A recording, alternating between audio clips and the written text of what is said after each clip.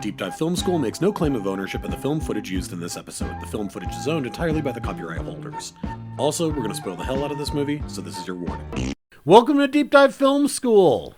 This week, we're going to end out our unusual musicals festival with the one and only Lars Von Trier and 2000's Dancer in the Dark. Let's get into it. Let's dive on in.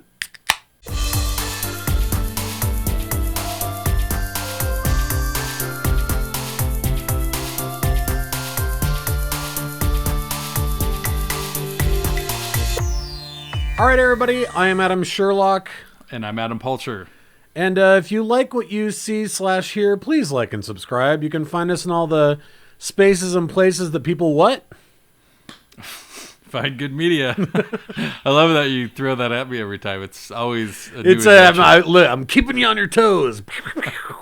No, but it is true. Like we're trying to grow this channel, make sure that people can and it's working. I feel like we're getting some good responses. It's happening. Thank you everyone who listens on a regular basis. All the new people, or if you're just clicking through and you found us searching for something, really appreciate you joining us. Let's get into Lars Von Trier. Ooh. I think we reviewed this movie a long time ago on the old show. On our old show. If you don't know Lars Von Trier, I want to say buckle up. Yeah, you should, but you also just beware. He did movies like Antichrist, Dogville, Melancholia, Breaking the Waves, which is amazing. And Europa was one that we did a long time ago. And one of the things that this movie made me really think about is you have to realize that this is so early in his film career that it is, I feel like, heading over the cusp of this thing that him and a bunch of other filmmakers did that we should just maybe like get out of the way right up front, which is the Dogma 95 manifesto of filmmaking. Now when I mention this, it's going to make him seem like he is so precious that he is just a total piece of shit. And maybe that's slightly true. I think it is. But it's interesting because you mentioned all these movies like Antichrist, like Melancholia, even to something like one of his newer films, like The House That Jack Built, that are these like He just wrote that though, right? No, I think he directed it.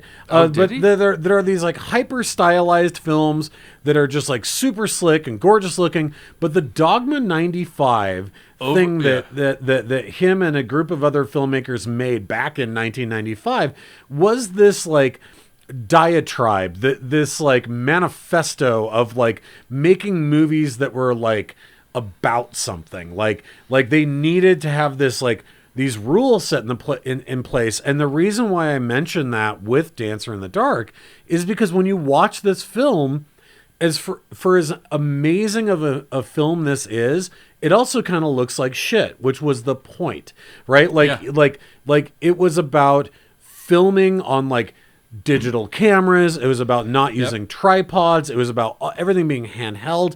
Now, Dancer in the Dark is not a Dogma 95 film because A, it's a period piece, B, it involves violence, and C, it does include non-digestible music, which is basically the only way that a Dogma 95 film could have music in it is if literally somebody in the film in the moment was playing guitar, right? Like that's the only way that it could be a Dogma 95 film. Huh. So this wasn't that, but it was right after the film The Idiots of Von Trier's, which was a Dogma 95 film. So you have to realize, like, he's stepping out of his own, and this is 2000. This is 5 years after the manifesto is written. Yep. He's stepping out of this world, and he kind of never looks back. Because when you look at movies like Antichrist, when you look at movies like Melancholia, they're stunning. They're the antithesis of Dogma 95. Like overly artistic, overly dramatic, all that stuff. We're here, super it looks slick. It looks like a video tape. It looks super low res. There's lots of zooming in and out. Not necessarily for a reason. It almost looks like you don't really notice it probably by through halfway of the movie, but at first you're kind of like, what a weird way they shot this movie, because it does look very low budget. It feels like to me, there's, when I think about some of the music I listen to, like with a lot of the really intense metal music that I listen to, the people who make it are super virtuoso, right? Like they could shred your face off with all this stuff. And there's a term in a lot of grindcore music they refer to as naive. Like purposely naive, where it sounds like a 15-year-old wrote this break, right? Where it's like super moshy and knucklehead, and you go, oh, it's purposefully naive. That's what this movie feels like in a lot of the direction, where it's fun in those moments, right? It's funny you use that word, because I was thinking about his movies today, and just all of his movies, Breaking the Waves, The Idiots, Dogville, and this movie. And you could even say Antichrist, he treats all of his female characters like a very naive person, right? Yes, he does. That is a common trope of Von Trier's, for sure. Like, with all of this horrible shit happening to those characters, he still treats them like, Selma is the perfect example of Bjork here, and Dancer in the Dark, of this, Czechoslovakian immigrant who kind of lives in this small town with her son. And she works at this local factory, and she likes musicals and wants to, watch them and act in them, but she's kind of slowly going blind. Yep. And, and so there's that contrast, which is an amazing contrast. Just that, it doesn't sound that exciting when I say it like that, I guess. The depths of what Von Trier does here, like, say what you will about him, I know him and Bjork basically hate each other, and I guess really he does what a director should do, as far as making a movie an experience, and you can't really fault him for his originality, because he's got it in spades. True. And frames things in a Haneke type of way that you're just like, damn, that is heavy. Like, he is an amazing director. And, it's kind of interesting, because I went through a massive Bjork phase. I love Bjork. Same here. And the, 2000 was probably the last time she really put out anything really great. Well, and we should mention that at this period of time when this movie came out, was really like, she was, Homogenic had come out the year before. She was the biggest shit on the planet. Like, she was, for her to be starring in a movie, she was bigger than Von Trier, right? I mean, now we know Lars Von Trier as a name, but at this period of time, like, he was this kind of auteur that was, again, middling in this Dogma 95 world. And the only reason why she did the movie at all was to work with him.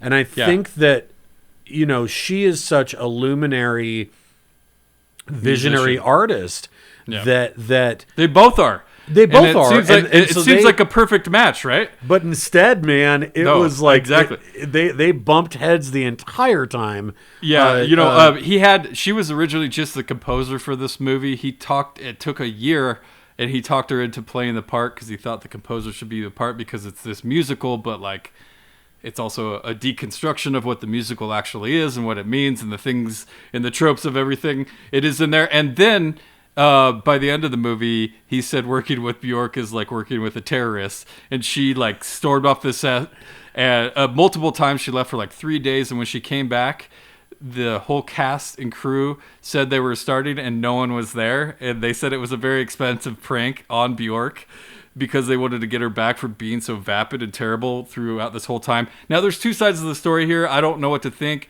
I'm sure and he was also a dick. she came out. She came out in 2018 during the #MeToo movement to talk about how she felt like she was really sexually harassed by Von Trier also. So you're right. There are these two sides to it. The other thing that I would say, though, is that, I think that as much as Von Trier is like oh, she was just going to be the composer, but we really need her to be this. Why work that hard to get somebody and then just be terrible? But who was terrible first? I guess exactly. I mean, who knows? But what I was going to say is that Von Trier did say in a couple of interviews, and I think it's important to note here, is that while he was already writing this story for Dancer in the Dark, one of his biggest influences, and you can see it in the movie, it is, to me, it's the nadir of the movie, it's the heart of the entire movie, is the music video for It's Oh So Quiet. Directed by Michel Gondry. Spike Jonze. I think it might be Michel Gondry, actually. Yeah, Michel Gondry. I mean, who knows? It could be either one of those directors. But the music video. They both did Bjork videos. Yes. So for It's Oh So Quiet is essentially this girl going around, and it's an older song. It's actually a cover song. A lot of people don't know that. I can't think of the woman who originally did it. I'll put it up here. But for It's Oh So Quiet. And in this one, Bjork is, going around as this regular girl, and then she is walking down the street and then immersed within a musical. People stop doing their regular jobs and start dancing around with her, whether it's people in an auto body shop or walking down the street. It's all these different levels. That one is Spike Jonze. That video is Spike Jonze. Okay. To this flight of fancy, and that was one of the main inspirations for Dancer in the Dark. And it makes perfect sense. So of course, Von Trier needed Bjork to be the actress in this, because she was the muse for him writing this to begin with. Even if he denies it later, it obviously is, right? I mean, this is the film version of that music video. Yeah, it's really fascinating to know this stuff. I always have a weird feeling, it makes me think of something like Stanley Kubrick and Shelley Duvall in The Shining. Like, he treated her like shit the whole time to get her in character and, made her cry and all this stuff.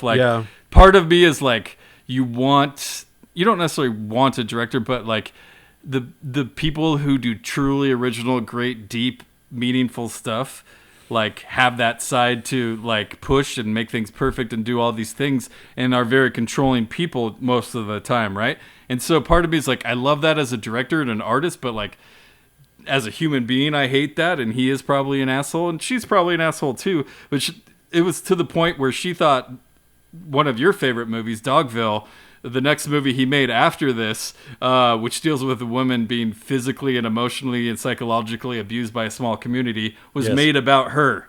She thought that movie was made about her. Yeah, which is crazy. And so, like, there's a whole history to the back and forth, but it also makes you wonder. Like, some of the emotions she does in this movie, because her performance here, she makes the movie with this performance. God, it's everything. Her uniqueness, her voice, the way everything goes in this movie.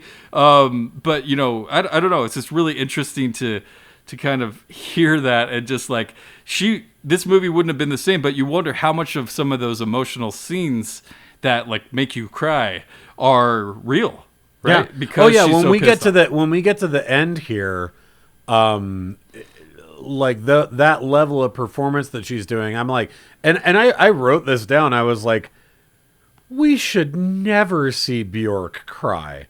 I never want to see Bjork cry. Like, it is the most.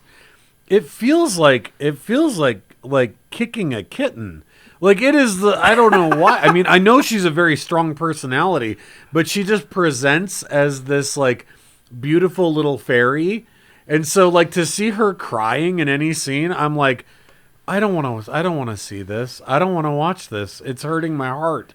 This is definitely a messed up movie. But the way they go about it, and the fact that it's a musical, I think it's the antithesis of what this festival is about, though, right? Of breaking down what a musical is, and the things, at one part she talks about, why she loves musicals. She said, and there's nothing dreadful that ever happens in musicals, and this whole plot is so dreadful. Like, that's the thing is, dreadful. This is an anti-musical, right? Like because she talks about all these wonderful things that happens in musicals, and you're watching a musical, and she has these daydreams where it turns into the actual musical of the songs that's in her head, and everything is started off with a noise in the background, which is a wonderful little touch that I love. Yeah, for every single song. I do love that, that these found sounds. Okay, let's do this. Let's take a huge step back. I love this tone poem, almost the overture painting. at the beginning. Overture at the beginning. Yeah, it felt like two things. Super trippy. It felt like the weird visual phenomenon that happens when you close your eyes and maybe you're seeing the sunlight through your eyelids, and this sort of like this melting orchestral music. Yeah. And this melting in of almost watercolors. But then it also made me think it's this concept of an optical phenomena where you know that your eyes are working. And we're talking about a person where all of that is slipping away, right? And then after that beautiful overture, we go to this very cinema verite style and gritty and slightly out of focus, shaky camera, hard cut editing. Feels like a documentary in the best way possible. As you were talking about these naive close-ups, it feels like a child might be behind the camera, zooming in. Yeah, and that we stick with that, and then we're in a period piece for almost 40 minutes before we get our first musical number. Yep. So that we are so lost within this realism that when that first number happens, we completely understand this is only in her head, right? This is not Maria in West Side Story. Like, we understand this is happening in a real world, in a real place. And, we talked about, with our last movie, The Ruling Class, there being this feeling of like, okay, we want the conception that this is a person not dealing with reality, so they're within a musical in this moment. And in The Ruling Class, it's not, to your point, it wasn't done enough for it to really feel like we're there. Whereas here, it's so obvious, right? Well, yeah, she talks about how she wishes her life was a musical, right? Like, she loves all the things about it, and the musical numbers and the tap dancing and just how everyone's happy. And she has this great conversation with David Morse about their love of musicals, right? And their favorite musicals, and she always hates the finale because it's that means everything's over. It's going to end. Her favorite is the next to last song. Yep. And the penultimate before it's over. Yeah, the thing that could kind of keep it going. Like, it doesn't have to end if we finish on this song. Exactly. And so this whole thing, but we have this whole relationship with David Morse, and who's Bill and his wife Linda, who are kind of like, she lives in a trailer in their backyard or something. Yeah, they're like her that. landlords. Basically, and they're nice and they're rich. And I have to say, Von Trier, like, he's so good at so many subtle things that you don't notice, but his setting up of the exposition to everything that happens is so in front of your face if you pay attention to it. Like, he goes, they invite her over to, they're friendly with her, and she's a sweet Czechoslovakian lady. Like, she's very sweet. She has a son, Gene, and all this stuff. Who's kind of a little shit. Gene's kind of a little shit. Yeah, he gets into some trouble, but it's trouble in what is this, like the 40s maybe? And this is supposed like to be in America. 40s, 50s. She's an immigrant coming to America from Czechoslovakia. Czechoslovakia. And she's joyful. She's naive. For sure, but we get her kind of as a mother and as a neighbor. She doesn't want him to have a bike because she's just not that kind of mother. And they talk about, hey, Bill, ask Bill about his money. He loves talking about his money, and the way that comes back is just insane. Oh my God. To the point where I guess we can kind of move on here, where he's kind of living this double life. Well, my God, again, going back to it, one of my favorite tropes, economy of the actor. David Morse, Great. the snake in the fucking grass, man. Just Not a like, surprise. oh man, like he always plays such a great character like this, where you're just like heartwarming and lovable. But at the same, you know, I'm thinking of 12 Monkeys. I'm thinking of these movies where he plays this double character who is duplicitous, and you like him, and then you're like, damn it, Morse. What a piece. Oh, he is a piece of shit in this movie. movie. He is a That's massive piece of shit. But, you know, he basically breaks down, and him and Selma have a conversation late at night, and they tell each other a few secrets, and he says, I have no money. Linda is going to leave me. She spends like crazy. She spends all the money. I'm just a cop. I don't have that kind of cash on hand.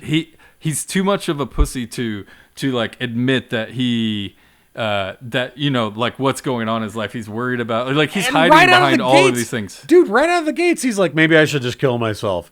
And the second he says that, you're like, you're not serious. And the depths he's willing to go and what he's doing to do in the people's lives he's willing to ruin because of that. Because he can't stand up to his wife, who doesn't seem like some overly threatening person, right? No, she doesn't.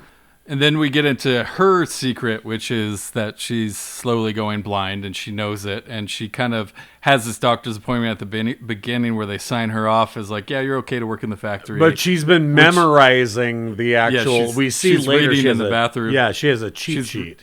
She's reading it in the bathroom before she goes out. Stellan Skarsgård, another Von Trier favorite, is the eye doctor. If you notice real quickly, he's not in it very long, but he's there. And he, so she admits that she's doing this, and she's saving up money to get her son Gene an operation because he's going to go blind, and if he can get it by the time he's 13, he won't have to go blind like she's doing, and all this stuff. So he tells her that secret, and then. He mulls on that for a day, and the next day asks her for a loan, saying, "Oh, it's just for a month," which I'm sure he's told 1,000 different people, right? Exactly. And you're just like, a loan for what? Like, so that your wife can get curtains? Like, it isn't for anything big. It's like he needs to steal her money. He wants her money, not because like the house payment is late. It is literally like. It's that his wife wants a new dress that she we never wants really to buy. know, like, but it does not seem like it doesn't seem like huge stuff though, because apparently, like, once we fast forward to the courtroom scenes, there's never anything that gives his wife any indication that anything was wrong. Like nothing's so late that it's like, oh, he's been siphoning out money for the last year. Yeah, it's not like the mafia is going to come and break his legs or something. Yeah, it's just like he's like, hey man, just have you ever heard of bankruptcy? Like, that's just maybe or telling your fucking wife no. Well, and I think that all these elements, you talked about this naive aspect to women in Von Trier's films. And I think that while that's true when our main protagonist is a woman, the other thing that's also true is that Von Trier likes to have his characters be fairy tale characters. He does not like nuances of light and dark. He doesn't like impressions of duality in characters. He likes a victim who is pure. Yes. And then he likes antagonists who are all the evil stepmother. They like every antagonist is like, no, I've made a decision and you are going to die, or I am taking away your land, or I am taking your money. Like, he does not like to have any of those characters have nuances to them. I've never thought of it that way, but you're so right. Like, you think of Peter Stormare here, Jeff, who's just there every day and night just to give her a ride, no matter what time of day. He's definitely one of those angel pure characters. He's an angel pure character. Kathy, her friend that's played by Catherine Deneuve, is just very gracious. Really the only one she can be honest with, but she's also gets very pissed at her, and they fight a lot. But then David Morse and his wife are evil. Exactly. Like the second. Yeah. Who is the actress that plays the wife? I have it written down here. It is Cara Seymour. Yes, she's one of those that women, like where you see her and you're like, I've seen her in so many things. But the minute that David Morse tells her, like, Selma came on to me, she wants my money. Boy, she could not be swayed in any other way. Even though, like, she's been married to this guy for years, like, she has to know that he has this in him. But she's unwilling to see anything. In Selma's pureness, she wants to keep the promise she kept to him, right, to Bill. Even after, like, she knows that he's a piece of shit, and she's in court. And it's those moments where I'm just like, okay, well, I'm going to leave it alone. I'm in a fairy tale. It's fine. I can accept it. But it's definitely like... You're in a fairy tale, but it's also Von Trier putting a mirror up to the audience saying, like, hey, look how shitty humanity is. And he's really, really good at showing how shitty humanity is. I'm not disagreeing. He definitely is. But I think you made a mention of Haneke earlier. Yeah, and I think where Haneke likes to show you shades of things so that the mirror actually affects you, I think when Von Trier shows you the mirror, you go, yeah, man, this is super fucked up. Like when I watch Antichrist, I don't think about the nuances of actual like gender disparities. I just go, this is a couple of fucked up people in the woods together. Like, I don't think about myself or my wife or the girls I dated when I was a teenager. Sure. I just think about how messed up they are. No, and I agree with that, but he does such a good job with those pure characters that those are the ones who are going through the trauma, you relate to them most, and so that trauma is even more effective. Yes. Well, I think you find your places in it, but in the same way, whereas to read a modern novel of well-crafted three-dimensional characters that have wants and desires and needs that reflect my own is going to be more effective than a Brothers Grimm tale. And I think that Von Trier tells Brother Grimm tales. Interesting. The lessons are still there, but they're also very easy to ignore a lot of times. I could see what you're saying. I don't know if I totally agree with it, mostly because this movie makes me cry every time, and if I wasn't invested in this, like I don't know if I don't. It's because I care. It does to me too. It makes me cry too, but also it makes me cry because he's able to craft Selma as such a pure individual that with the tragedy that befalls her makes me cry. But I've also never met any human being that's as pure as Selma in my entire life. That's true. I guess that's the difference, is that I'm like, it's not realistic, but it is effective. No, it's not. It's exaggerated, totally but it's effective. That's effective. We're talking about the same thing. Just I in agree with ways. you. It's very effective. Boy, and like just the little things in the script that Bill says, like, hey, I think I found a solution to our problem. And, you know, now it's our problem. Like, why is this our problem at all? Like, I'm not here with you. I'm not in this with you. You know, and it's so you want her to stand up for herself, but she won't. And he stays in the room and watches her hide her money. So creepy. Oh my God, creepy. Yeah, and you're because like, you like him she's before that. You feel like here's somebody who is sharing these experiences with her. That's the first scene where it starts turning for sure, and you see her like slowly struggling with the reality that she's going blind and that she has to like kick the railroad tracks to walk home. And then there's a scene where she like Peter Stormare is there and Kathy is there and she's like, I'm just gonna walk home, and it's like almost midnight or something, and I'm like, that's scary. She shouldn't be, a blind person should not be walking into the woods. Somebody needs to be there with her. Yeah, completely. Completely. You know, she quits the play because she says it's something she doesn't care about and all this stuff. And like the whole play thing is the whole having rehearsal. That's a cute kind of fun side story that again, you know, reflects badly on those people that did treat her well, that side of humanity too. But, you know, it's funny at the beginning where this is like one of the first lines in the movie, but they're in rehearsal, and one of the guys is like, she sings funny, and it made me laugh because I think a lot of people listening to Bjork think she sings funny. She does sing funny. I guess she does, but her range is insane.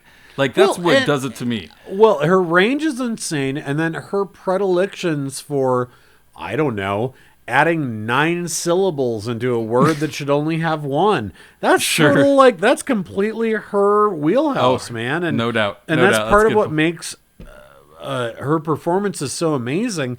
And here, seeing her as this almost like, she's like a moth. She's like, no matter what else is going on, she's like, but there's the light, I can see it. And even just her brain floats up to it, and it doesn't matter what else is happening around her. And so it's so interesting to see in a movie that's supposed to take place in like the 1950s, for there to be this essence of modern day weird ass Bjork, like they're like at a like Sound of Music rehearsal, like all these elements that are so anachronistic just because you drop Bjork into it, right? That's even before the musical numbers start. And once the handheld stuff. Yeah. Yes. Yeah. And once you mix the handheld stuff and the musical numbers into it, it is just like, it's so delightful that it, in my opinion, saves the storyline, which in and of itself is so bleak and fucked up and has no redeeming qualities. The storyline has zero redeeming. The storyline is Lars Von Trier doing his version of like those fetish videos where like a woman in high heels is like, I'm going to step on this kitten, right? And you're like, don't step on a kitten. But there's people out there where that's their fetish, where they're like, yeah, I want to watch this woman in high heels crush a kitten. That's essentially what this movie is, except that Bjork and the music saves it and turns it into something that feels like it has, and not, I say feels like, it does have, but this depth to it, right? There's it absolutely does. And this richness to it. It does on multiple levels. I agree. These musical numbers are what make the movie. The way that we escape into her brain and the comfort of being able to see, and everything's musical and happy and wonderful. The opposite of life, right? And we get into these, and like, if you're a fan of Bjork's music, the music is insanely good here. It is so good. All of the songs are excellent, and they do another trope here with the music that a lot of other musicals do, where they sing what's happening. They sing like what's going on kind of thing. But with her 9-syllable per word thing, it becomes this beautiful, like, amazing song that I've seen it all, where her and Peter Stormare on the train is like one of my favorite songs. And maybe part of it, Peter Stormare is no Tom York, like on the soundtrack. Tom York does the version of him. And like, I want that to be on his IMDb page. Peter Stormare, he's no Tom York. No, you're absolutely right. And the version with Tom York is fantastic.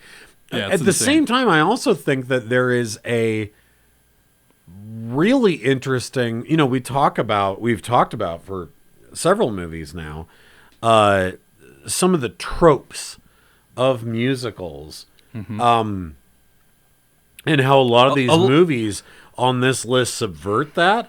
But I think there's a very particular one here that, unlike the rest of the movies in our festival, is super interesting and lends itself to a new piece of tension that's really wholly unique, which is, while we're in the musical number, reality's happening in the background. Yep. That while the cops are dancing around with Selma and carrying her around, and they're all doing their shuck and jive with her as she's singing about how much she loves musicals, we're like, oh my God, the cops are here. And in real life, in reality, they're not swinging her around. They are arresting her right now. And so once the song ends and we go back to reality, once we go back to reality, it is this sharp, jagged version of like, nope, you're not in a musical. Yeah. And none of the other movies that we reviewed have done this. And I love that. I love that dichotomy because it's so unique, I think. I agree. Yeah, no, but they make it playful and fun and still dreamy, even though it's kind of real life consequences. But like, you escape with her in those moments. And she needs that since, it's kind of, she can't see, so all her other senses are kind of heightened in a way. And so noise, she needs that noise. And there's a variety of different types of things, whether it's a flagpole or a record ending, and it's got the click on the record, or the machines in the someone sketching in the courtroom scene. Yeah, just like that one's amazing, and just like, but the singing with of what happens actually works here because. Well, probably because it's Bjork, but in something like West Side Story, it's like, this guy over here is getting on my nerves, kind of, like just like they talking about how they feel. And to me, that's a little like too exponential. Like here, it's a little undercurrent. And, this, I've seen it all seen with Peter Stormare, and he's going through what their life could be if she lets him love her. Yes. And them growing old together, and Jean bringing over the grandkids and all this stuff. And she's basically like, yeah, I really don't care. And the fact that she's seen it all and she knows what water looks like, but it doesn't matter anymore. She doesn't even see Niagara Falls. It's water. That's all. It's very deep. It's very effective. I don't know, but she is. She has the song in the police one that you're talking about. There's always someone there to catch me. And one of the scenes is the police. Yes. And you're just like, oh no. Well, same in the courtroom. They sing rendition of that song in the courtroom, and it's just it has a different feel to it. It's masterful. And honestly, the first hour of this movie is very quaint and very lovely, even once the music starts. Like, did you notice that when Bjork's happy, she sticks her tongue out? Yes, I did. Yes, she's kind of like, ooh. But it's like, it takes, honestly, even with the character of Bill talking about his money problems, it isn't until Bill's death scene that you go, oh man, I'm in a Lars Von Trier film. Like yes. Everything before that is so quaint and lovely that you're like, you could be fooled away. But I have to say, I agree. That was the scene where I got reminded, no doubt, because that scene made me think about him so much, because his control and your naivety as an audience member, that you can just walk into a room and everything can unwillingly change in a second. And not only will it change. That's what he puts you in, though, the atmosphere. The horrifying moment that he shows you, he's unwilling to leave. For like 8 minutes, he's unwilling to leave this botched assisted suicide scene of David Morse, to the point where finally Bjork, beautiful little pixie angel Bjork, picks up a metal bank box and caves in David Morse's skull with it. And you go, oh, wait, yes, this is really as bad as Antichrist's Dick Smash or any of the serial killer moments from the house that Jack built. It's that bad. That and the very last scene of the movie are probably the only reason it's rated R. Completely. But they just are so unflinching in them being like, now I'm going to... I was here to show you Bjork stick her tongue out and laugh about how much she loves musicals, and now I'm going to show you this. And, totally. and you just go... And I can't help but be like, he's fucking with you. Yeah. Dude, is Von Trier just a sadist who also loves beauty? Is he just is his core, he's a sadist who is also pretty like, good. This is pretty. Like, he knows both, but watch me piss on it. Yeah. No, where he's like, this is a beautiful flower, and it's going up my butthole, and you're like, ew, gross, dude. I didn't need to see that. I forgot how brutal that scene was. Jesus, it is Holy so cow. rough. And then unnecessarily rough. No doubt. And then we get into the courtroom stuff. And there's this whole communism aspect, which again, I feel like is just him really wringing out America to dry, which I sure. Listen, I'm there for that. Lars, I'm there for that, dude. I get it. Well, they paint her as the most merciless, like selfish person, and like that she betrayed all these people, and they turned these tiny little white lies into this whole misconstrued. Every tiny white lie gets misconstrued, like lying about sending money to her father when she's really saving money for her son's. Adam, she hates America. She hates America, and she loves communism. And it's just all there in black and white. It's true. I definitely wrote down the question, what does this movie say about America? And this is the scene that I wrote this down about, because they definitely go into man. Like, hey, we let you in here and you're doing all of these things and you killed the police officer. Oh, you know what though? I got to say, it's not America. It's not what it has. It's not what Von Trier has to say about America. It's what Von Trier has to say about utopias or the concept of utopias. He is so cynical about the concept of utopias. Think about Dogville,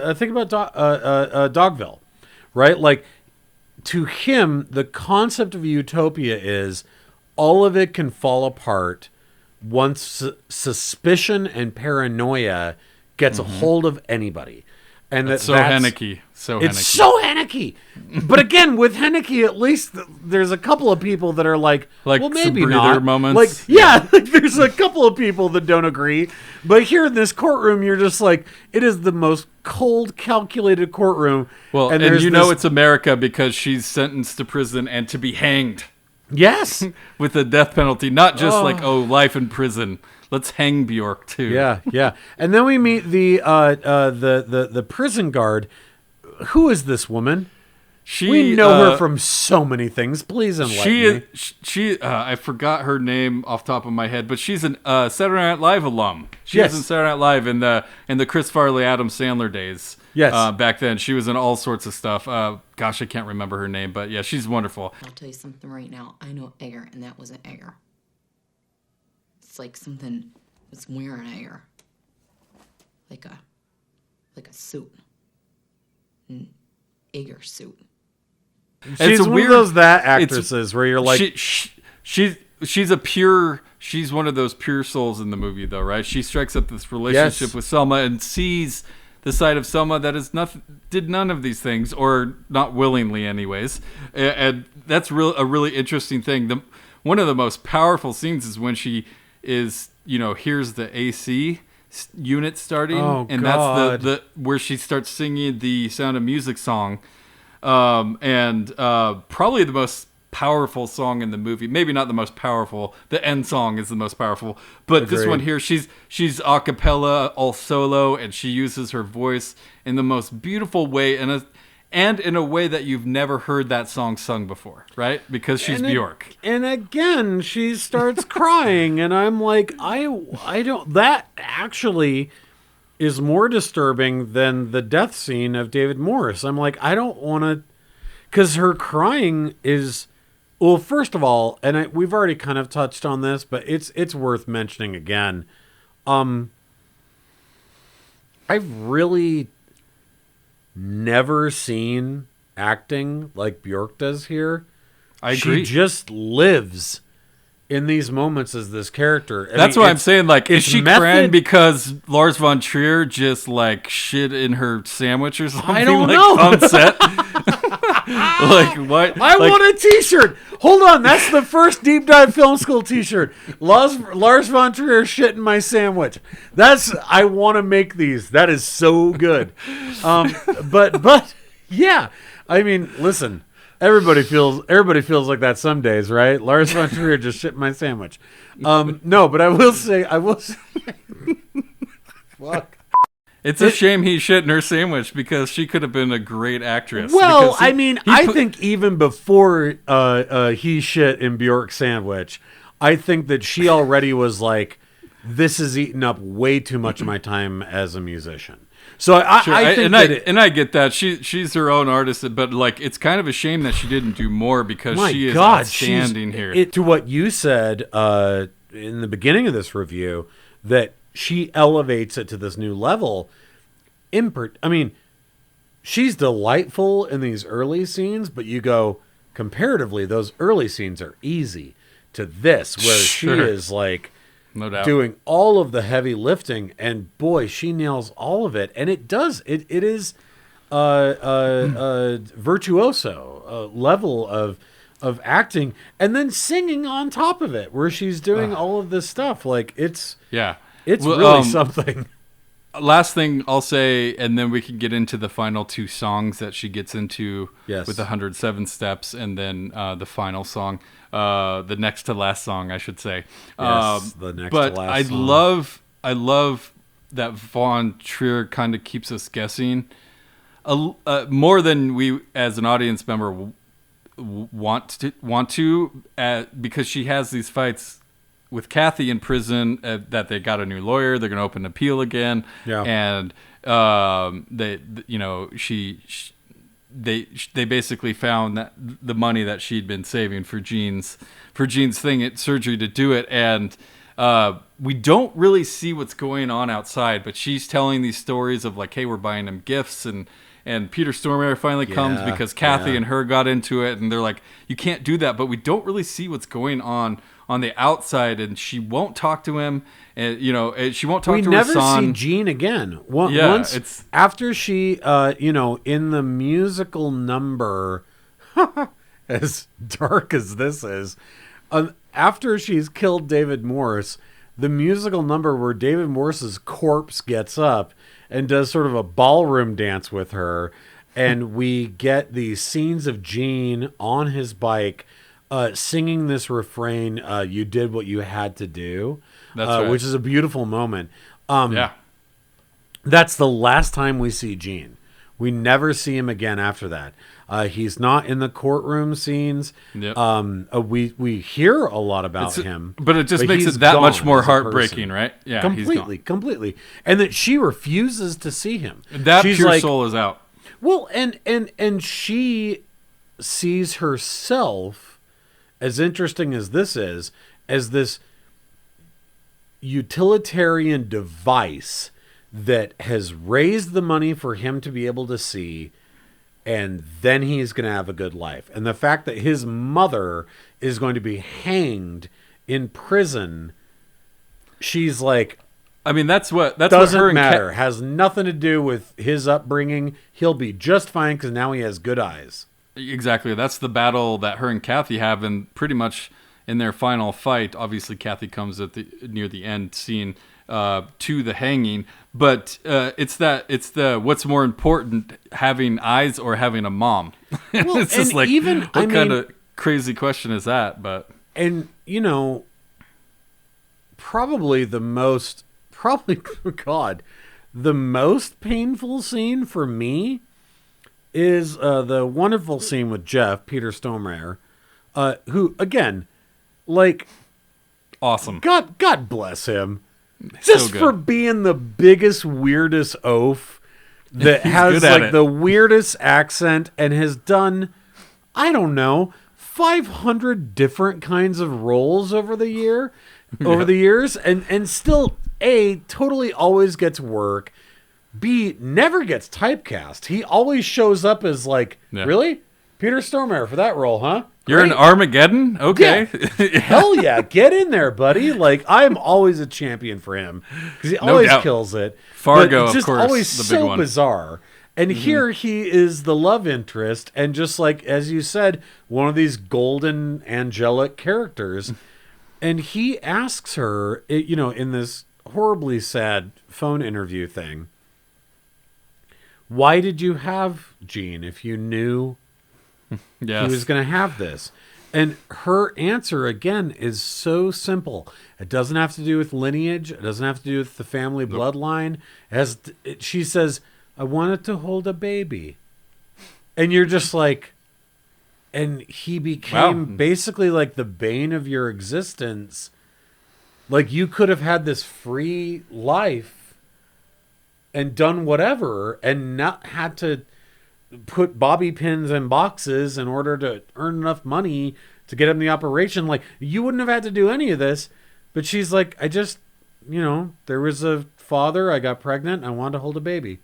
And that's as far as she thought about it. I agree. And now here we are 14 years later. Like, it's kind of bonkers, right? Von Trier is really good at doing things simply, right? Like, it doesn't have to be complicated. It could be as simple as, I just want to hold the baby and have go through that emotion. And then people like me chew over it, where I'm like, sure, that's it, that's the motivation. But it's like, that has its own worth to it, really, right?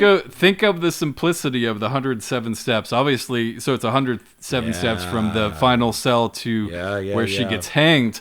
But the song itself is just Bjork singing numbers. It's her making those steps so she can get through it and get herself there. But the depths of what's actually happening is so much deeper. And man, he just shines his light, a light on all of that stuff, and it's just so.